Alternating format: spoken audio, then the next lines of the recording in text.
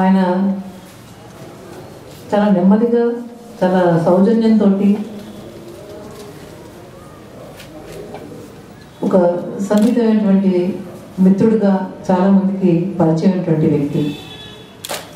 ఈ కవిత్వాన్ని కూడా ఆయన ఎక్కడ చాలా కాలంగా ఆయన కవిత్వం రాస్తూ ఉన్నాడు. ఇప్పటికీ ఒక 3 సంకలనాలు వచ్చాయి. వాతావరణం, అక్వేరియంలో బంగారు చేప, అనంతరం ఇప్పుడు ఒక రాత్రి మరొక రాత్రి అనే కవితా సంపుటిని ఆయన ప్రచురించారు. అంటే దాదాపు 4 కవితా సంకలనాలని ఆయన ప్రచురించినప్పటికీ కూడా ఆయన ఒక నిశ్శబ్ద నదిలాగానే ప్రవహిస్తున్నాడు తప్పితే గందరగోళం ఫేస్బుక్లోనో లేదా మిగతా చోట్ల చాలా సొంత లైకులు మనమే కొట్టుకున్నటువంటి లాగా ఆయన లేదు. చాలా నిశ్శబ్దంగా రాసుకుంటూ పోవడమే తన ప్రవృత్తిగా, ఒక నిబద్ధతతో రాస్తూ పోవడమే తన ప్రవృత్తిగా ఉన్నటువంటి అరుదైన కవి విజయ్ కుమార్ గారు. ఈ సంకలనం గురించి మనం మాట్లాడుకుంటున్నప్పుడు చాలా విషయాల్ని, కాంటెంపరీ విషయాలను కూడా ఒకసారి కొంత గుర్తు చేసుకోవాల్సిన అవసరం ఉంటుందేమో. ఒకప్పుడు మనందరినీ కూడా ఉత్తేజితులు చేసినటువంటి, ఒక దిశానిర్దేశం దిక్సూసి చూపించినటువంటి ఒక పొలిటికల్ వాతావరణం అనేది లేనటువంటి స్థితిలో మనం ఉన్నాం. అదే సమయంలో ముఖ్యంగా తెలంగాణకు సంబంధించి చూసుకున్నప్పుడు తెలంగాణలో చాలా నిర్బంధాలు, నిస్తబ్దత తరువాత ఒక ఏం చేయాలన్నటువంటి ఒక వెతుకులాట, గందరగోళ సమయంలో తెలంగాణ, ప్రత్యేక తెలంగాణ ఉద్యమం అనేది ముందుకు వచ్చింది. అది మళ్ళీ అనేక మందిలో ఒక ఆశల్ని, ఒక పోరాట స్ఫూర్తిని నింపింది.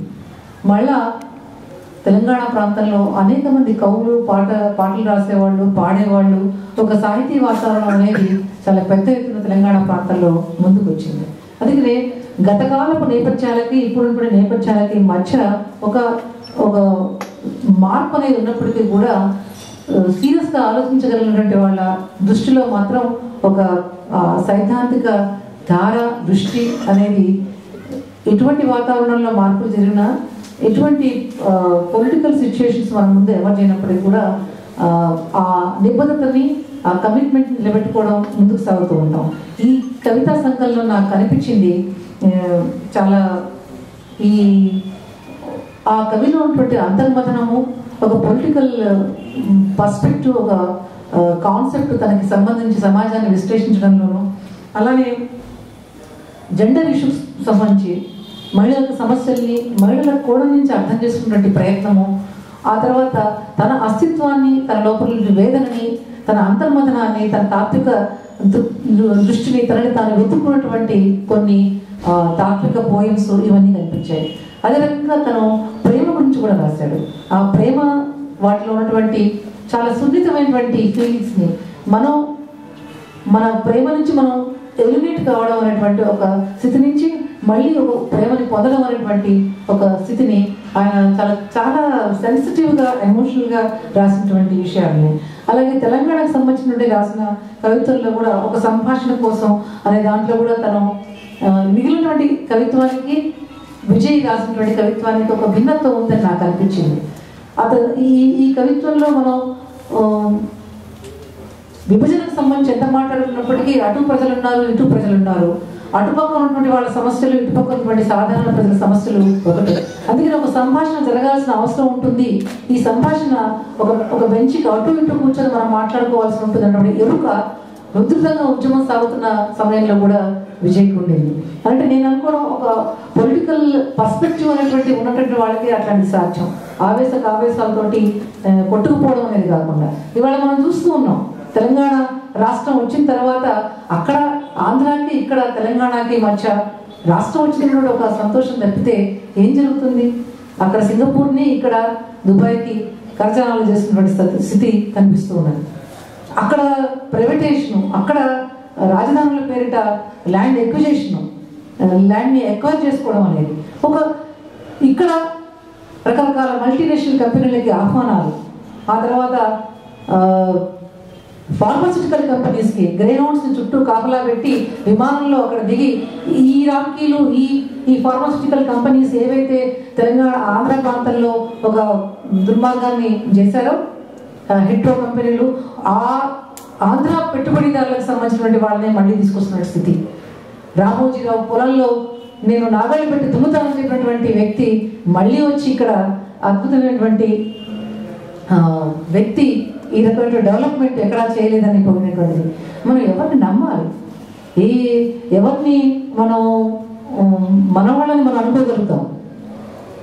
ఇవాళ నాకు అనిపిస్తుంది ఏంటంటే ఈ టేబుల్కి అటు ఇటు కూర్చొని మనం మాట్లాడుకోవాల్సిన విషయాల్ని ఆనాడే విజయ్ కుమార్ ఒక ఎరుకతోటి రాసినటువంటి విషయం ఈరోజు మళ్ళా అటు పక్క ఇటు పక్క ప్రజలు జనం ఏ అస్తిత్వం కోసమైతే మనం మన ఉనికి కోసమైతే ఏ స్వప్నాలనైతే మనం కన్నామో ఆ స్వప్నాల కోసం మళ్ళీ కొట్లాడాల్సిన అవసరం ఉన్నది. రాష్ట్రాలు విభజనకి గురైనప్పటికీ ప్రజలు ఆ స్వప్నాన్ని సాకారం చేసుకోవడం కోసం మళ్ళా కరచాలనం చేసుకొని ఒక యుద్ధాన్ని చేయాల్సినటువంటి అవసరం, కొట్లాడాల్సిన అవసరం అనేది. అదే ఈ నీడ అనేటువంటి కవిత్వంలో కానీ, తర్వాత తిరిగి జన్మిస్తామనే కవిత్వంలో కానీ ఆయన ఒక ఆశావాహక దృక్పథంతో తర్వాత తనతో తాను సంభాషణ చేసుకోవడం అనేటువంటి ధోరణులన్నీ కనిపిస్తాయి. ఈ కవిత్వం గురించి నేను విశ్లేషణ చేసేవాడు ఉన్నారు కాబట్టి నేను నిజానికి పొయిట్రీ గురించి మాట్లాడడం కొంత విశ్లేషణలాగా అనుకున్నాను, కానీ అందుకే నేను దాన్ని ఇక్కడితో విరమిస్తున్నాను. ఎందుకంటే దాన్ని ఆవిష్కరించే వాళ్ళు మాట్లాడతారు, అదే రకంగా శ్రీధర్ బాబు గారు దాని మీదనే ప్రత్యేకంగా మాట్లాడాలనుకున్నారు. అందుకనే ఒక రైట్ టైంలో ఈయన కవిత్వం సంకలనం వచ్చిందని నేను అనుకుంటున్నాను. ఒక రాత్రి మరొక రాత్రి అనేది ఈ సంకలనాన్ని మనకి శివారెడ్డి గారు ఆవిష్కరిస్తారు. పుస్తక పరిచయాన్ని శ్రీధర్ బాబు గారు చేస్తారు. ప్రధాన ముఖ్య అతిథిగా మన ముందుకు వచ్చినటువంటి వివి గారు తన అభిప్రాయాల్ని ఆయన ఈ పుస్తకం గురించి తను మాట్లాడతారు. ఇవన్నిటిని మనం చేసుకుందాం. నేను అనుకోవడం విజయ్ కవిత్వాన్ని కూడా మధ్యలో చదివితే బాగుంటుందని నా అభిప్రాయము వీటిలో. ఎందుకంటే ఈ సాయంత్రాన్ని మనం కవిత్వంతో కూడా గడపడం అనేది అవసరం అనేది. అలాగే ఎవరో అన్నారు అధ్యక్షత వహించడం అనేది చాలా కత్తిమీద సాము లాంటిది. అలా మాట్లాడుకుంటూ పోతూ ఉంటే వాళ్ళని ఆ పనికి తరమవుతుందా అనేది ఒక ప్రశ్న. కానీ నేను అనుకోవడం ఇక్కడ మనకున్నటువంటి మిత్రులు ఎక్కువ మంది వక్తలు లేరు మనకి, అందుకని కవిత్వానికి కూడా సమయం ఉంటుందని నేను అనుకుంటున్నాను. ఇప్పుడు